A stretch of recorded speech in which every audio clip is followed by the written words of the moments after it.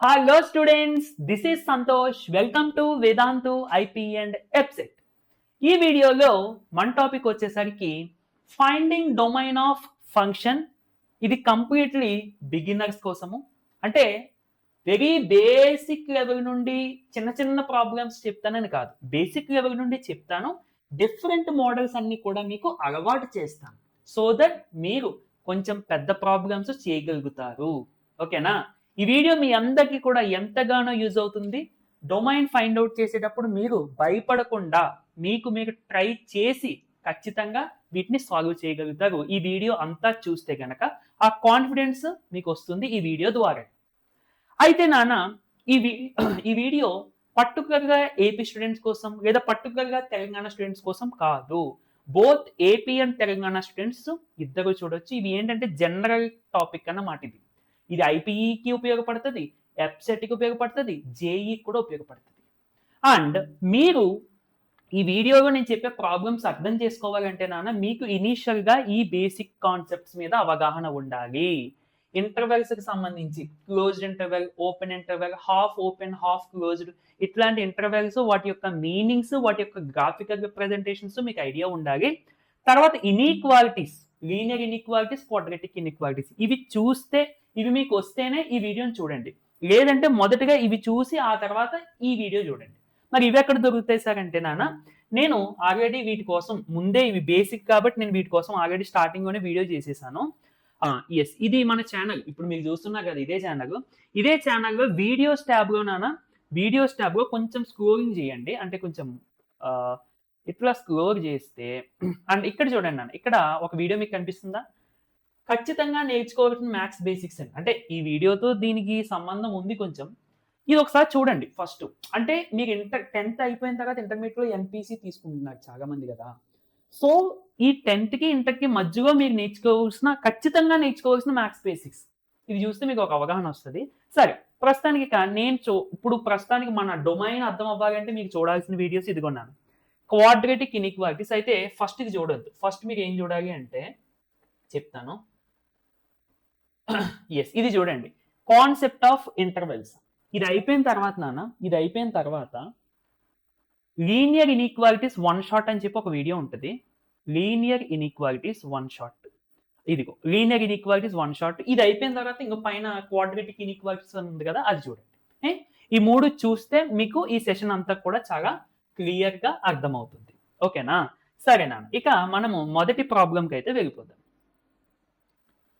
మొదటిగా అసలు డొమైన్ అంటే ఏంటి అనేది మనం మాట్లాడుకుంటే నాన్న, డొమైన్ అంటే ఒక ఫంక్షన్ డిఫైన్ అయ్యే విధంగా, ఒక వ్యాలిడ్ లేదా ఒక రియల్ అవుట్పుట్ ఇచ్చే విధంగా మనం ఎక్స్కి ఇన్పుట్స్ ఏమి ఇవ్వచ్చు అని చెప్పేదే డొమైన్. ఒక సింపుల్ ఎగ్జాంపుల్ నేను తీసుకుంటున్నాను, ఇది మీకు అర్థం అవడం కోసం. F of x is equal to 1/x+1 అనే ఒక ఫంక్షన్ తీసుకుంటున్నాను. నువ్వు ఇక్కడ ఎక్స్ ప్లేస్లో ఏ నెంబర్ అయినా పెట్టొచ్చు, నీకు ఒక ఆన్సర్ ఇస్తుంది. అవునా కదా? ఎక్స్ ఈజ్ ఈక్వల్ టు 1 పెడితే 1+1 1/2 అవుట్పుట్ ఇస్తుంది. ఎక్స్ ఈజ్ ఈక్వల్ టు 2 పెడితే 1/2+1 1/3 ఇస్తుంది అవుట్పుట్. ఇలా నువ్వు ఏ రియల్ వాల్యూ అయినా పెట్టొచ్చు, ఎక్సెప్ట్ ఒక్క వాల్యూ దగ్గర కానీ ఇది అవుట్పుట్ ఇవ్వదు. అది ఏ వాల్యూ అంటే ఎక్స్ ఈజ్ ఈక్వల్ టు -1 పెట్టామనుకున్నాను, ఏమవుతుంది? 1/-1+1 అంటే 1/0, which is not a real value.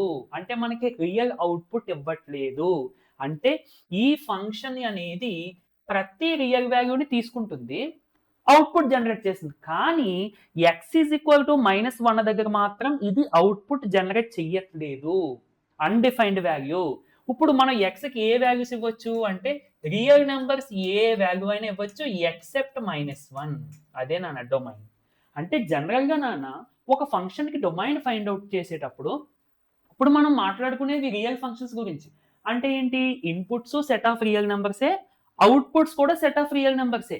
కానీ ఇక్కడ డొమైన్ ఫైండ్ అవుట్ చేసేటప్పుడు ఫంక్షన్ యొక్క ఫామ్ బట్టి, ఆ ఫంక్షన్ చూడడానికి ఎట్లా ఉంది అనే దాన్ని బట్టి, అది ఏ వాల్యూస్ దగ్గర అయితే డిఫైన్ అవ్వదో అవి తీసేసి మిగిలిన రియల్ వాల్యూస్ మనం డొమైన్గా రాస్తాం. This is most important.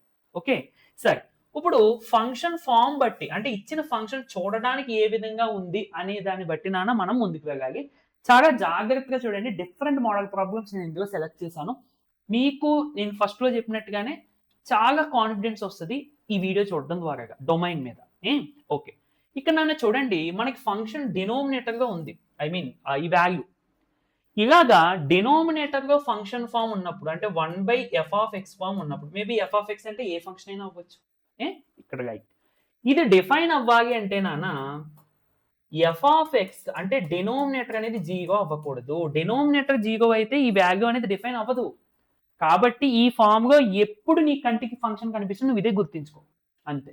అంటే ఇప్పుడు ఇది డిఫైన్ అవ్వాలి అంటే f is defined if denominator 0 అవ్వకూడదు. అంటే ఏంటి? 6x - x² - 5 is not equal to 0. మనం 10th క్లాస్లో దీనికి ఫ్యాక్టరైజేషన్ నేర్చుకుంటాం కదా. ఫ్యాక్టరైజేషన్ ద్వారా నన్ను దీన్ని అరేంజ్ చేసేస్తే -x² plus 6x - 5 is not equal to 0. మైనస్తో మల్టిప్లై చేసేయండి, ముందు మైనస్ ఉంది కదా, అంటే x² - 6x plus 5 not equal to 0. Factorization చేసేస్తే నాన్న x² - 5x - x plus 5 not equal to 0. So x times x minus 5 minus 1 times x minus 5 is not equal to 0. ఇప్పుడు నాన్న x minus 5 times x minus 1 not equal to 0. అంటే x minus 5 not equal to 0, x is not equal to 5. అలాగే x minus 1 not equal to 0, x is not equal to 1. అంటే ఏంటి నాన్న? x ప్లేస్లో 5 పెట్టినా x ప్లేస్లో 1 పెట్టినా దీని వాల్యూ 0 అయిపోతుంది. ఎందుకంటే ఈ రెండు దీనికి zeros of the polynomial.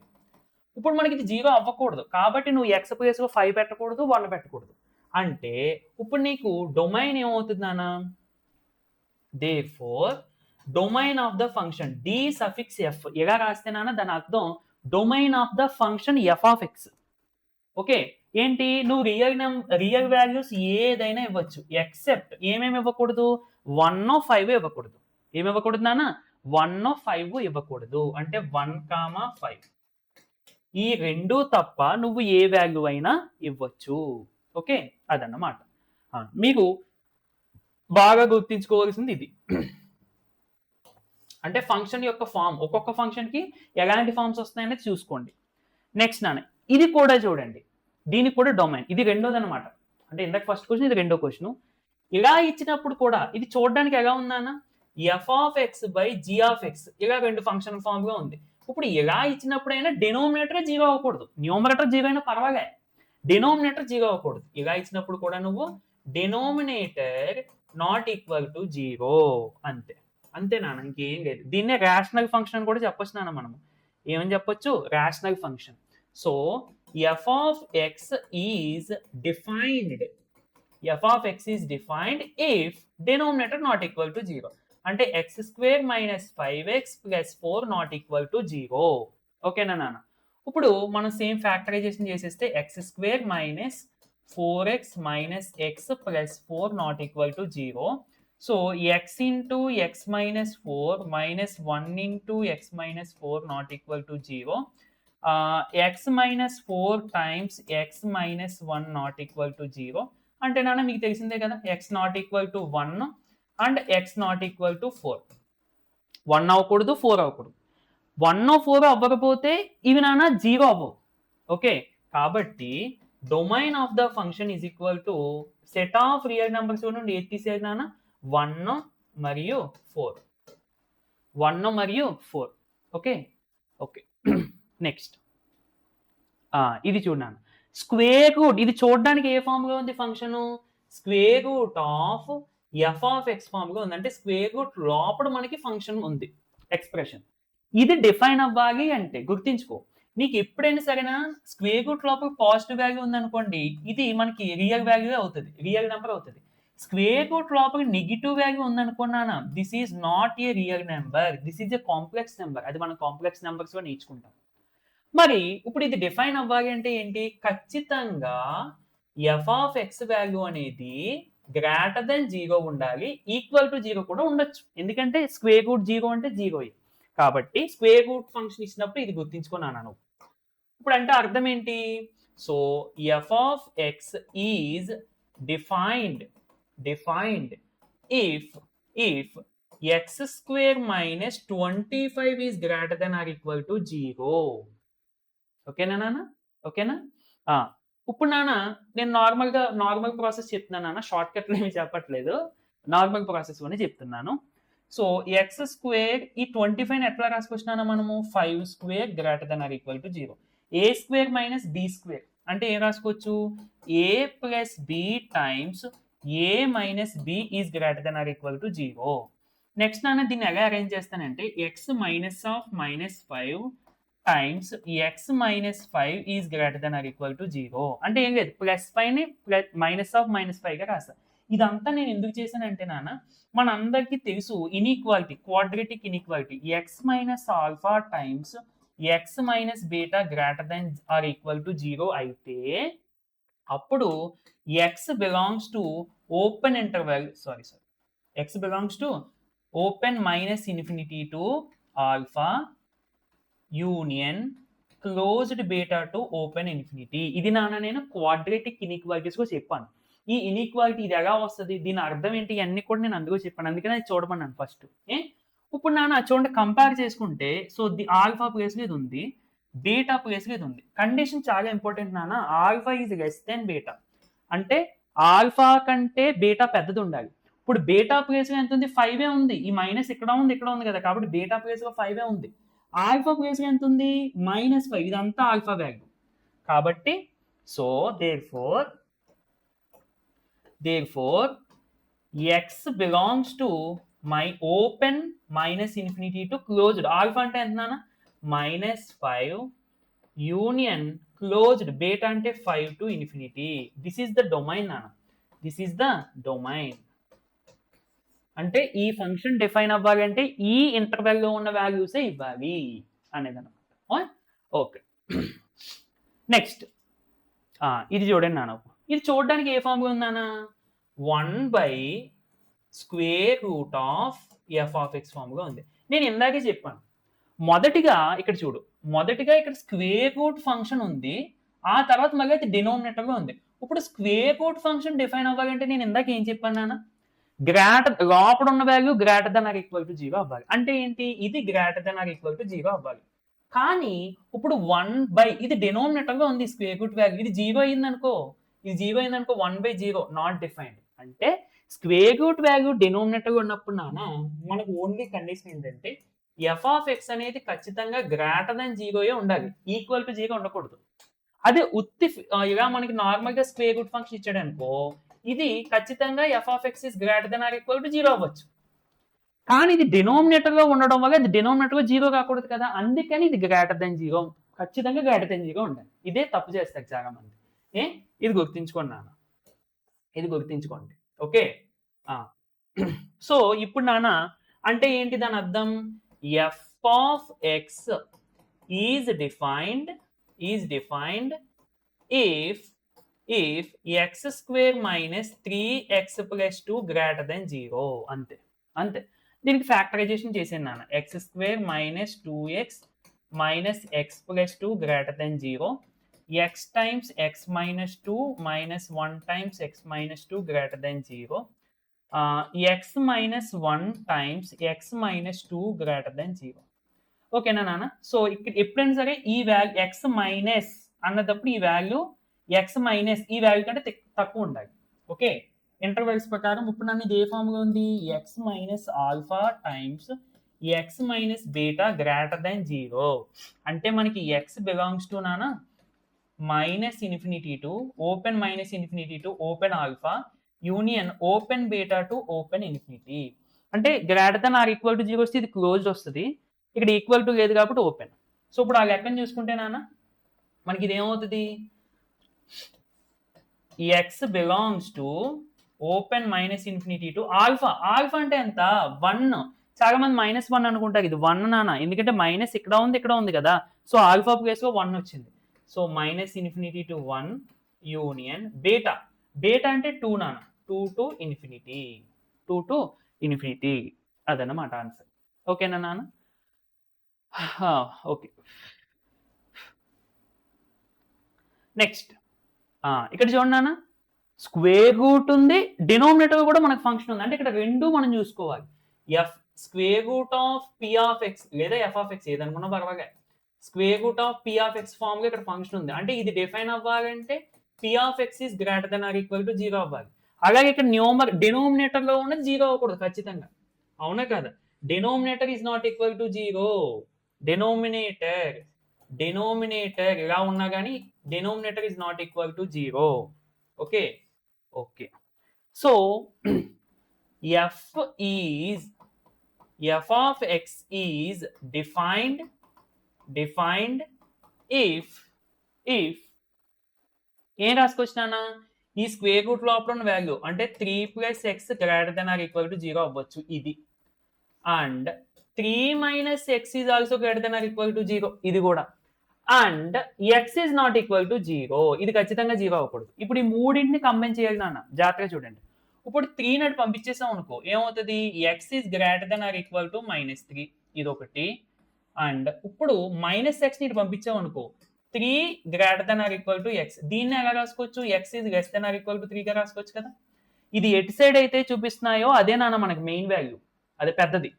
Okay, and ఇప్పుడు x is not equal to 0. ఇలా నాన్న మల్టిపుల్ ఇన్ఈక్వాలిటీస్ లేదా మల్టిపుల్ కండిషన్స్ వచ్చినప్పుడు లైన్ సెగ్మెంట్ కాదు, నెంబర్ లైన్ డ్రా చేసుకో, రియల్ లైన్ డ్రా చేసుకుంటే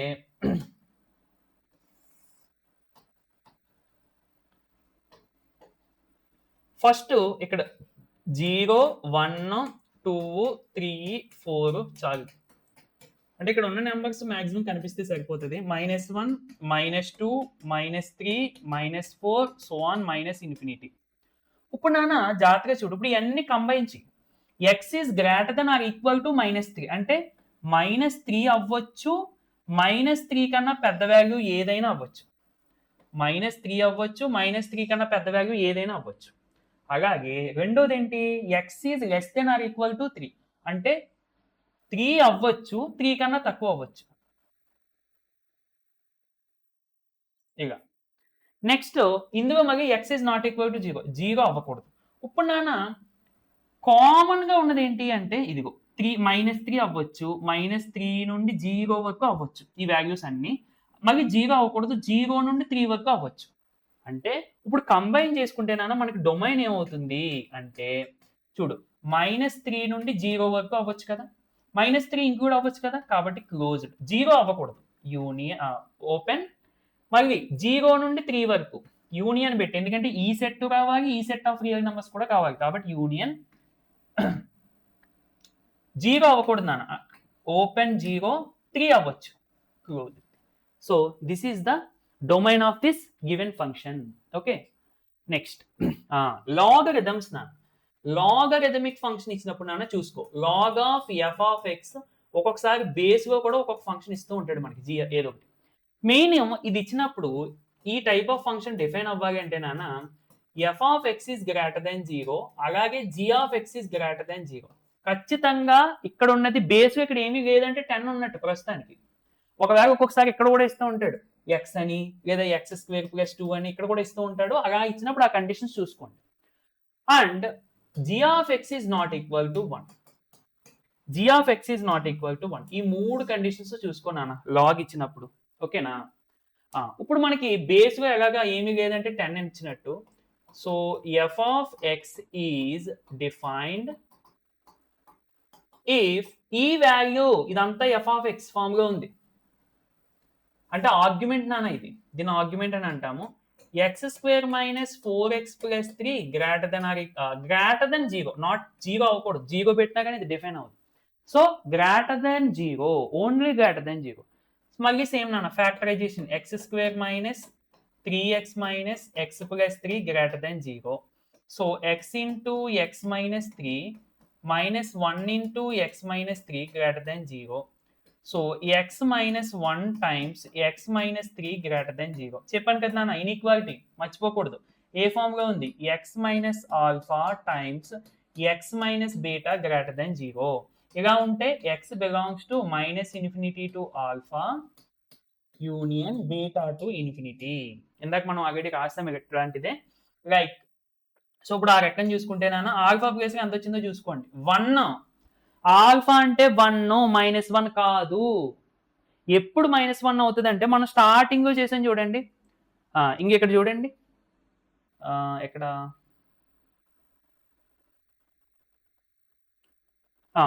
ఇక్కడ చూడండి అన్న, ప్లస్ వచ్చినప్పుడు మైనస్ ఆఫ్ మైనస్ అని రాశాను. ఇప్పుడు ఎలాంటప్పుడు ఆల్ఫా -5 అవుతుంది చూసుకో. ఓకే. సో ఇప్పుడు నాన్న ఎక్స్ బిలాంగ్స్ టు ఏమవుతుంది, -∞ టు ఆల్ఫా. ఆల్ఫా అంటే 1 ఓపెన్ యూనియన్ బీటా. బీటా అంటే 3 టు ఇన్ఫినిటీ. ఎప్పుడైనా సరే ఆల్ఫా కంటే బీటా పెద్దది ఉండాలి, అది గుర్తించుకో. So this is the domain నాన్న. ఎక్స్ బిలాంగ్స్ టు అంటే అర్థం ఏంటి, అదే డొమైన్ అని. నెక్స్ట్ ఇక్కడ చూసారా, కంబైన్ అంటే ఇక్కడ చూడండి 3 టైప్ ఆఫ్ ఫంక్షన్స్ ఉన్నాయి. ఫస్ట్ లాగరిథమిక్ ఫంక్షన్, తర్వాత 1 డినోమినేటర్ లో ఫంక్షన్, ఆ తర్వాత స్క్వేర్ రూట్ ఫంక్షన్. అంటే నేను ఇక్కడ 3 కండిషన్స్ రాస్తున్నాను చూడండి. లాగ్ ఎఫ్ ఆఫ్ ఎక్స్ ఇది డిఫైన్ అవ్వాలి అంటే ఎఫ్ ఆఫ్ ఎక్స్ ఖచ్చితంగా గ్రేటర్ దెన్ 0 ఉండాలి. అంటే బేసిక్ రాయట్లే, ఇందాక రాసింది కదా. నెక్స్ట్ 1/f ఆఫ్ ఎక్స్ ఈ ఫామ్ లో ఉండేది f of x is not equal to 0. తర్వాత square root of f of x అంటే f of x is greater than or equal to 0. ఈ 3 కండిషన్స్ మనం ఇక్కడ జాగ్రత్తగా అప్లై చేయాలి. మొదటిగా ఇది చూసేద్దాం, సెపరేట్ గా ఉంది కదా. స్క్వేర్ రూట్ ఆఫ్ x + 2 ఇది డిఫైన్ అవ్వాలి అంటే x + 2 greater than or equal to 0 ఖచ్చితంగా. ఇప్పుడు 2 నాటి పంపించేనా అంటే అప్పుడు ఏమవుతుంది, x is greater than or equal to -2. ఇది మనకు ఒక కండిషన్. అలాగే ఇప్పుడు లాగ్కి చూద్దాం. లాగ్ ఆఫ్ 1 - x ఇది డిఫైన్ అవ్వాలి అంటే మొదటిగా లాగరిథమిక్ ఫంక్షన్ డిఫైన్ అవ్వాలి అంటే 1 - x ఈజ్ గ్రేటర్ దెన్ 0 కదా.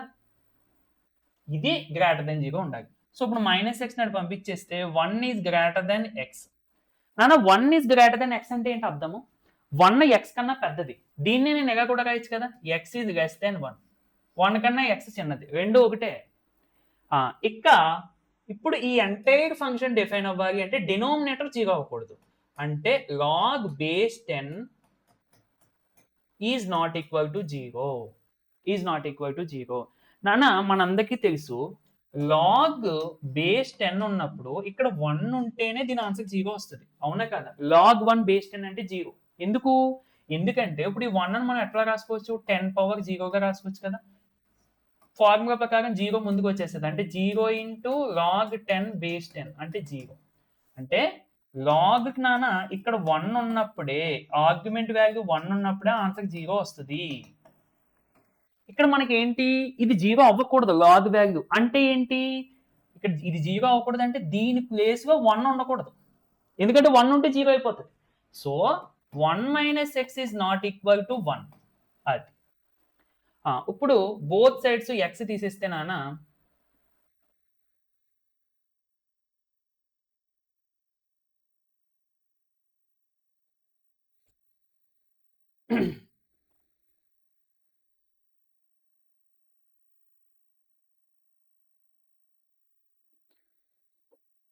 yes 1 - x is not equal to 1 అన్న both sides 1 cancel అంటే -x is not equal to 0 అంటే x is not equal to 0 అంటే x 0 అవ్వకూడదు నాన్న.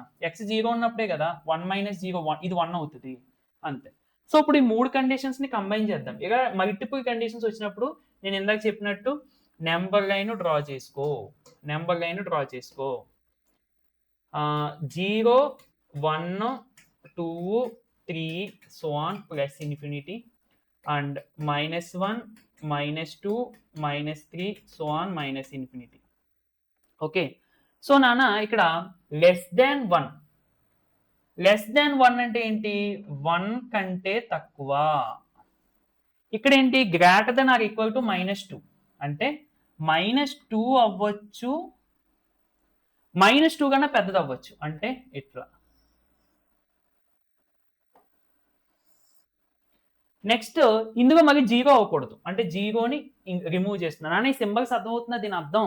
నేను ఇక్కడ షేడ్ చేశానంటే ఈ వాల్యూ కూడా ఇంక్లూడ్ అవుతుంది, షేడ్ చేయలేదంటే ఈ వాల్యూ ఇంక్లూడ్ అవ్వదు అని అర్థం. ఓకేనా. ఓకే. ఇప్పుడు నాన్న మనకి కామన్ వాల్యూస్ ఏమొస్తాయి చూడండి. అంటే -2 నుండి -2 అవ్వచ్చు, -2 నుండి 0 వరకు అవ్వచ్చు, మళ్ళీ 0 నుండి 1 వరకు అవ్వచ్చు. 1 అవ్వకూడదు, 1 అవ్వకూడదు. సో ఏమవుతుంది అంటే x బిలాంగ్స్ టు -2 టు 0. -2కి ఓపెన్ క్లోజ్డ్, ఎందుకంటే ఇంక్లూడ్ అవుతుంది. 0 ఇంక్లూడ్ అవ్వట్లేదు కాబట్టి ఓపెన్ యూనియన్ మళ్ళీ 0 నుంచి 1 వరకు, 0 టు 1 అన్నమాట. 1 కూడా ఇంక్లూడ్ అవ్వట్లేదు కాబట్టి ఓపెన్. అది ఓకే. నెక్స్ట్ చూడండి నాన్న, 1/√ఆఫ్ ఫామ్గా ఉంది. అంటే ఇది ఎలా ఉంది ఫామ్? 1/√f of x. అంటే చెప్పాను కదా, ఇలా ఉన్నప్పుడు f of x is greater than 0 అవ్వాలి, ఖచ్చితంగా గ్రేటర్ దెన్ 0 అవ్వాలి. ఇందాక నేను చెప్పాను ఆల్రెడీ. సో ఇప్పుడు అంటే ఇది గ్రేటర్ దెన్ 0 ఉండాలి. So mod x minus x is greater than 0. And also నాన్న ఇక్కడ మనకి కొన్ని డిఫరెంట్ టైప్ ఆఫ్ ఫంక్షన్స్ ఉంటాయి.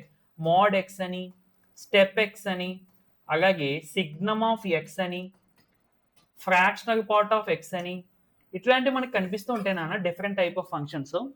ఈ ఫంక్షన్స్ యొక్క అర్థాలు ఏంటి అనేది నాన్న నేను ఫంక్షన్స్ వన్ షాట్ అని చెప్పి ఒక వీడియో ఉంటుంది, ఫంక్షన్స్ వన్ షాట్. ఇది తెలంగాణ వాళ్ళకి ఉంటుంది, బట్ ఏపీ వాళ్ళు కూడా ఇది చూడొచ్చు. ఫంక్షన్స్ ఈ ఒక్క చాప్టర్ ఇంచుమించుగా 3 అవర్స్కి దగ్గరలో ఉంటుంది అన్నది వన్ షాట్. ఆ ఒక్క వన్ షాట్ చూస్తే మీకు చాలా కాన్సెప్ట్స్ వచ్చేస్తాయి. అందులోనే చాలా కాన్సెప్ట్స్, గ్రాఫ్స్, ఇవన్నీ కూడా వస్తాయి. ఓకే సరే. ఇప్పుడు నాన్న ఎప్పుడైనా సరే గుర్తించుకోండి, నీకు ఒక సమ్ అర్థం కావట్లేదు, లేదంటే మ్యాథమెటిక్స్గా ఒక కాన్సెప్ట్ అర్థం కావట్లేదు అంటే దాని అర్థం నువ్వు ఎక్కడైనా బేసిక్స్లో వీక్ అయినా ఉండాలి, లేదంటే ఆ సమ్ చేయడానికి తగ్గ బేసిక్స్ నీకు వచ్చి నీకు తెలియకపోయినా కానీ నువ్వు అది కష్టంగా ఫీల్ అవుతావు. నెక్స్ట్ ఏంటంటే ప్రాబ్లమ్ని ఒక్కొక్కసారి నీకు అన్నీ తెలిసినా కానీ నువ్వు సరిగ్గా సాల్వ్ చేయలేవు, చివరి వరకు వెళ్ళవు. ఇది ఎలా పోగొట్టాలి? థర్డ్ అంటే నాన్న ఎక్కువ different type of model problems చేస్తూ ఉండాలి. సొల్యూషన్ రానప్పుడు మనం వెంటనే సొల్యూషన్ చూడకూడదు, ఏంటంటే ఆలోచించాలి. ఈ ఆలోచించడం అనేది నీకు స్టార్టింగ్లో చాలా హెక్టిక్ కింద అనిపిస్తుంది, చాలా సఫర్ కింద అనిపిస్తుంది బ్రెయిన్కి. కానీ ఉండే కొద్దునాన ఆ బ్రెయిన్ దానికి అలవాటు పడిపోతుంది. సో దట్ నువ్వు ఒక ప్రాబ్లం ఇచ్చినప్పుడు చక్కగా ఆలోచించగలుగుతావు, చక్కగా చేయగలుగుతావు. ఓకే అది. ఇప్పుడు నాన్న చూడు, -x నాడు పంపించే simple logic, modulus x is greater then x, అంతే కదా. ఇప్పుడు మాడ్యులస్ x అంటే నాన్న, మాడ్యులస్ x అంటే ఇది నువ్వు అంటే అబ్సల్యూట్ వాల్యూ ఆఫ్ x అని కూడా అంటాం దీన్ని. నువ్వు xకి ఏ ఇన్పుట్ ఇచ్చినా, నువ్వు పాజిటివ్ నెంబర్ ఇచ్చినా, 0 ఇచ్చినా, నెగిటివ్ నెంబర్ ఇచ్చినా, అవుట్పుట్ మాత్రం ఇది పాజిటివ్ వాల్యూనే ఇస్తుంది. అంటే ఎగ్జాంపుల్ చూద్దాం. ఇప్పుడు నాన్న mod x అనే ఫంక్షన్కి నేను -2 ఇచ్చా, నీకు ఇది అవుట్పుట్ +2 ఇస్తుంది. mod x అనే ఫంక్షన్కి 0 ఇచ్చా, అవుట్పుట్ కూడా నీకు 0నే ఇస్తుంది. ఇప్పుడు mod x అనే ఫంక్షన్కి x ఈజ్ ఈక్వల్ టు 5 ఇచ్చావు, అవుట్పుట్ కూడా నీకు +5 ఇస్తుంది. అంటే నువ్వు ఇక్కడ అబ్జర్వ్ చేయాల్సింది ఏంటి, నువ్వు పాజిటివ్ ఇచ్చినా నెగిటివ్ ఇచ్చినా అది పాజిటివ్ ఇస్తుంది అవుట్పుట్, 0 ఇస్తే 0 ఇస్తుంది. అంటే ఆల్వేస్ పాజిటివ్ అవుట్పుట్ ఇస్తుంది. ఇది నువ్వు తెలుసుకోవాల్సింది. ఇప్పుడు నాన్న ఇక్కడ ఇచ్చిన కండిషన్ ఏమి సాటిస్ఫై చేస్తాయని చూడండి. మొదటిగా ఎక్స్కి మనం ఈ కండిషన్ చెక్ చేద్దాము. ఎక్స్కి నాన్న -6 ఇద్దాం, అంటే ఒక నెగిటివ్ వాల్యూ ఇద్దాము, 0 ఇద్దాము, పాజిటివ్ వాల్యూ ఇద్దాం, దానికి తగ్గట్టుగా మనకు తెలిసిపోతుంది. ఎక్స్ -6 ఇస్తే ఏమవుతుంది నాన్న, modulus of -6 greater than -6, X ప్లేస్లో -6. ఇప్పుడు మాడ్యులస్ ఆఫ్ -6 అంటే ఎంత, 6 గ్రేటర్ దెన్ -6, అంతే కదా.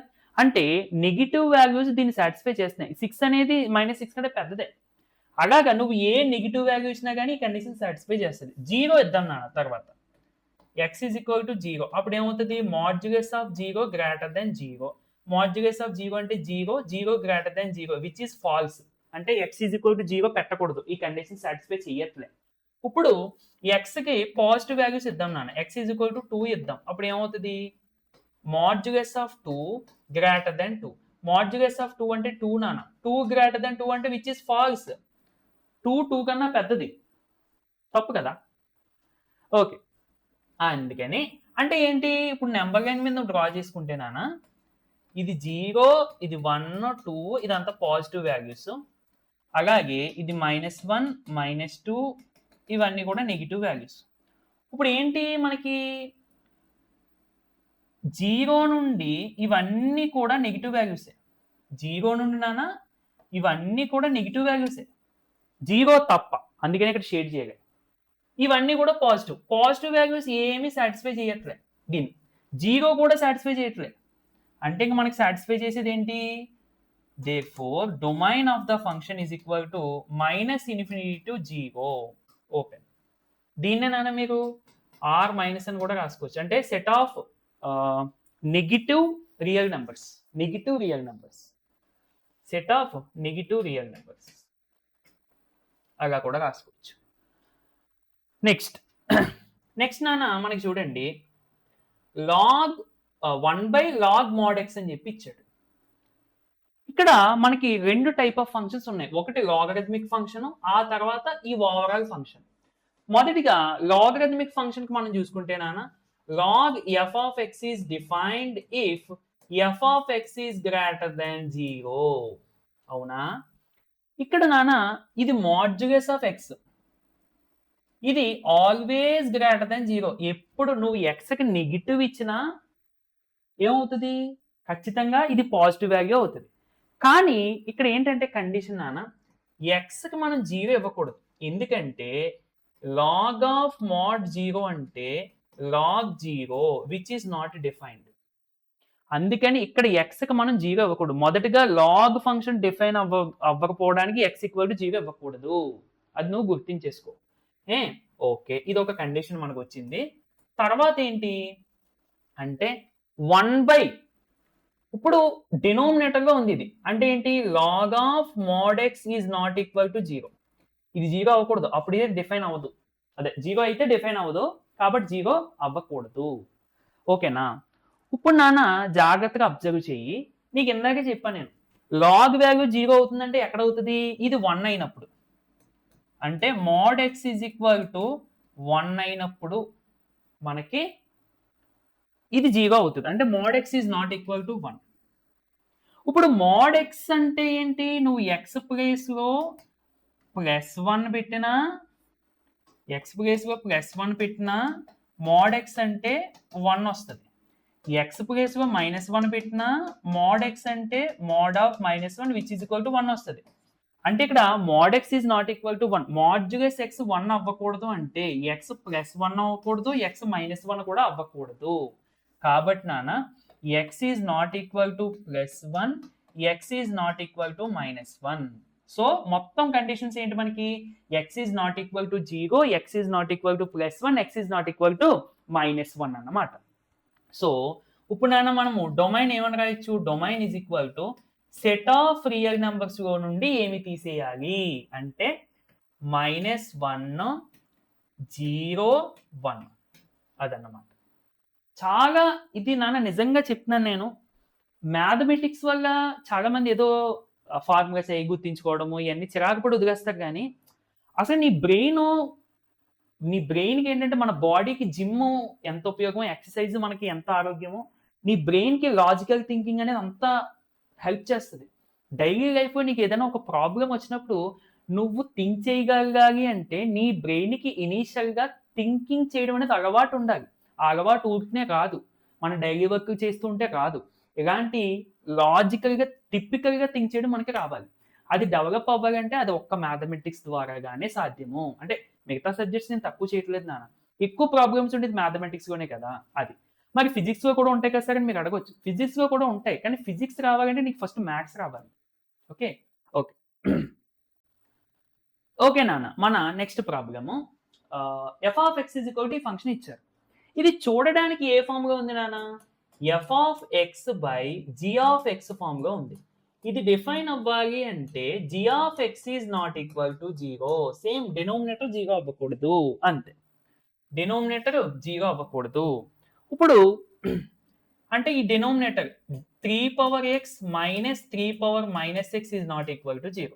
మైనస్ వాల్యూ నాటి పంపించేస్తే నాన్న 3 power X is not equal to 3 power minus X. నువ్వు ఇప్పుడు ఎక్స్ ప్లేస్లో పాజిటివ్ వాల్యూస్ ఏది పెట్టినా కానీ ఈ రెండు నాట్ ఈక్వల్. నువ్వు ఎక్స్ ప్లేస్లో 1 పెట్టు, 3 పవర్ 1 ఇటు పక్క 3 పవర్ మైనస్ 1, ఈ రెండు నాట్ ఈక్వల్ కదా. 2 పెట్టు, నాట్ ఈక్వల్. 3 పెట్టు, నాట్ ఈక్వల్. అలాగే మైనస్ వాల్యూస్ పెట్టినా కానీ ఈ రెండు నాట్ ఈక్వల్. అంటే నువ్వు ఏ రియల్ వాల్యూ పెట్టినా ఈ కండిషన్ సాటిస్ఫై చేస్తుంది ఎక్సెప్ట్ 0. 0 పెట్టినాను ఇందులో ఏమవుతుంది చూడు, 3 power 0, 3 power minus 0. 3 power minus 0 అన్నా కానీ ఎంత, 3 పవర్ 0, అంటే రెండు ఎక్కువగా అవుతుంది. అంటే ఒక్క 0 దగ్గర తప్ప మిగతా అన్ని రియల్ వాల్యూస్ సాటిస్ఫై చేస్తున్నాయి.